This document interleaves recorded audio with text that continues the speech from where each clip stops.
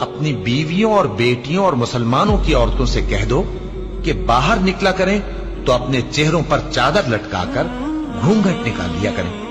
یہ چیز ان کے لیے موجب شناخت و امتیاز ہوگی تو کوئی ان کو ایذا نہ دے گا، اور اللہ بخشنے والا ہے، مہربان ہے. اور کسی مومن مرد اور مومن عورت کو حق نہیں ہے کہ جب اللہ اور اس کا رسول کوئی بات طے کر دیں تو وہ اس کام میں اپنا بھی کچھ اختیار سمجھے، اور جو کوئی اللہ اور اس کے رسول کی نافرمانی کرے وہ بالکل گمراہ ہو گیا. مسلمانوں، تمہاری عورتوں میں جو بدکاری کا ارتکاب کر بیٹھیں ان پر اپنے لوگوں میں سے 4 شخصوں کی شہادت لو.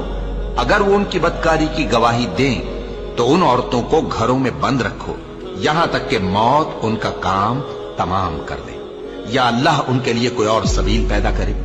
اور جو 2 مرد تم میں سے بدکاری کریں تو ان کو ایذا دو، پھر اگر وہ توبہ کر لیں اور نیکوکار ہو جائیں تو ان کا پیچھا چھوڑ دو.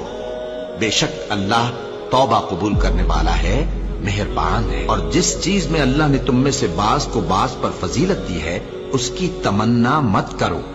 مردوں کو ان کاموں کا ثواب ہے جو انہوں نے کیے، اور عورتوں کو ان کاموں کا ثواب ہے جو انہوں نے کیے، اور اللہ سے اس کا فضل و کرم مانگتے رہو. کچھ شک نہیں کہ اللہ ہر چیز سے واقف ہے. مرد عورتوں پر حاکم ہے اس لیے کہ اللہ نے بعض کو بعض سے افضل بنایا ہے، اور اس لیے بھی کہ مرد اپنا مال خرچ کرتے ہیں. تو جو نیک بیویاں ہیں وہ فرمانبردار ہوتی ہیں، اور ان کے پیٹھ پیچھے